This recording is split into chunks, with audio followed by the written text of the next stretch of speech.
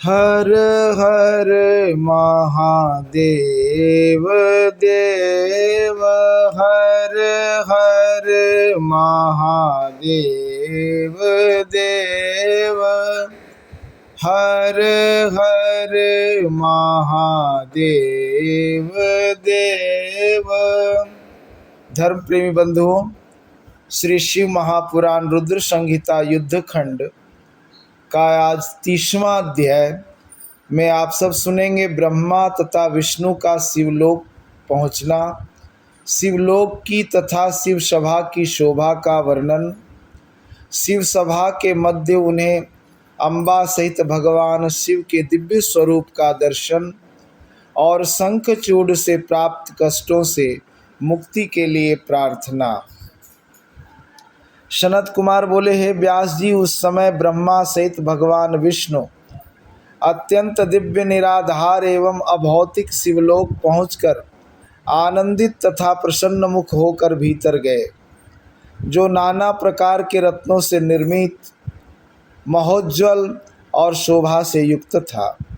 उन्होंने गणों से सेवित अद्भुत, अत्यंत ऊंचे, परम सुंदर और अत्यधिक शोभा संपन्न पहले द्वार पर आकर श्वेत वस्त्रों से सुशोभित, रत्नमय आभूषणों से भूषित, रत्न के सिंहासन पर स्थित, 5 मुख तथा 3 नेत्र वाले, गौर तथा सुंदर शरीर वाले, त्रिशूल आदि धारण किए हुए और भस्म तथा रुद्राक्ष से सुशोभित महावीर द्वारपालों को देखा।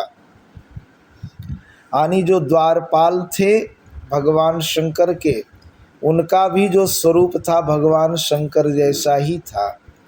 तब ब्रह्मा के सहित विष्णु ने बड़ी विनम्रता के साथ उन्हें प्रणाम करके प्रभु दर्शन के निमित्त सारा वृत्तांत बताया। तब उन्होंने आज्ञा प्रदान की और वे उनकी आज्ञा से प्रविष्ट हुए। दूसरा द्वार भी परम मनोहर, विचित्र तथा अत्यंत प्रभायुक्त था। प्रभु के पास जाने के लिए उन्होंने वहाँ के द्वारपाल से वृत्तांत निवेदित किया और उस द्वारपाल से आज्ञा प्राप्त कर वे अन्य द्वार में प्रविष्ट हुए।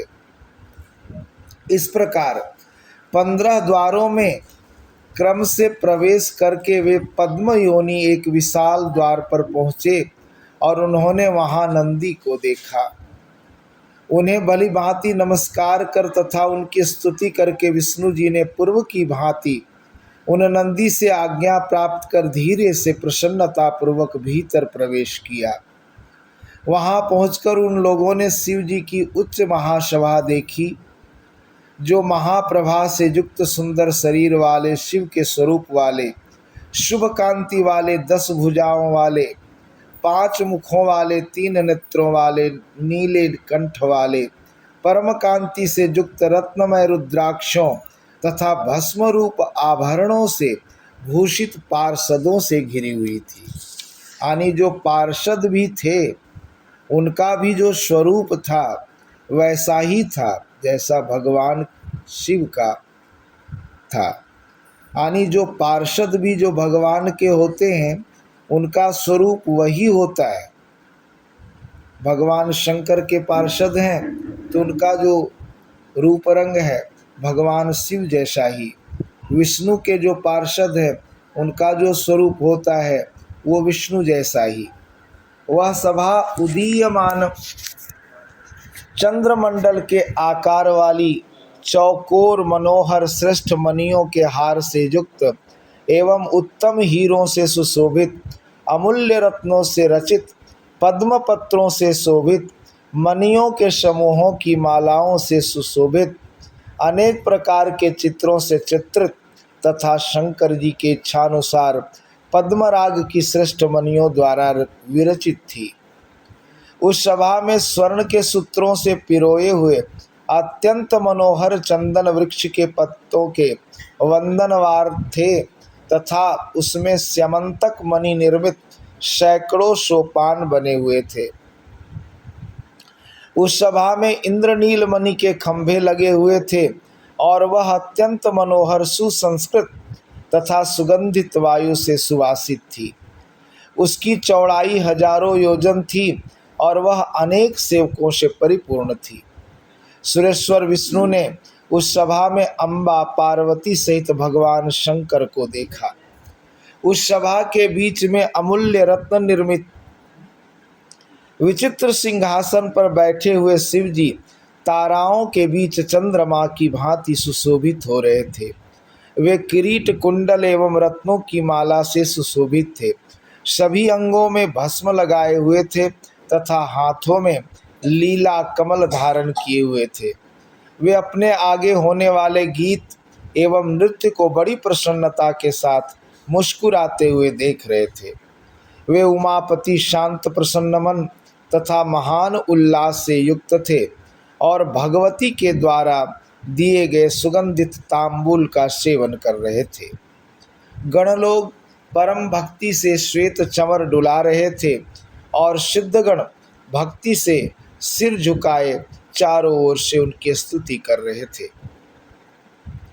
उन गुणातीत परमेश्वर तीनों देवताओं के को उत्पन्न करने वाले सर्वव्यापी निराकार निर्विकल्प अपनी इच्छा से सगुण रूप धारण करने वाले माया रहित अजन्मा आदि देव मायाधीश परात्पर प्रकृति एवं पुरुष से भी परे विशिष्ट परिपूर्णतम समभाव वाले अपने प्रभु शिव को देखकर ब्रह्मा एवं विष्णु हाथ जोड़कर प्रणाम करके उनकी स्तुति करने लगे।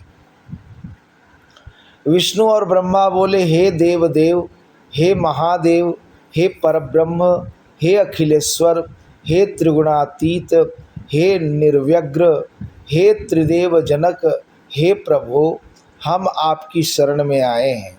हे विभो, हे परमेश्वर, शंखचूड़ के द्वारा पीड़ित तथा संतप्त किए गए हम दुखित तथा अनाथों की रक्षा कीजिए। यह गोलोक जिसकी स्थिति आपके ही द्वारा है, उस गोलोक के अधिष्ठाता आपने श्री कृष्ण को नियुक्त किया है। उनका श्रेष्ठ पार्षद सुदामा प्रारब्धवश राधिका के शाप से शंखचूड़ नामक दानव के रूप में उत्पन्न हुआ है। हे शंभो, उसने हम लोगों को नाना प्रकार की यातनाएं देकर स्वर्गलोक से निकाल दिया है। अपने अधिकारों से वंचित देवता लोग पृथ्वी पर घूम रहे हैं। हे महेशान, आपके बिना वह अन्य देवताओं से नहीं मारा जा सकता, अतः आप उसका वध कीजिए और सभी लोगों को सुखी बनाइए। हे प्रभु, आप ही निर्गुण, सत्य, अनंत एवं अनंत पराक्रम वाले हैं। आप सगुण, प्रकृति एवं पुरुष से परे तथा सर्वत्र व्यापक हैं।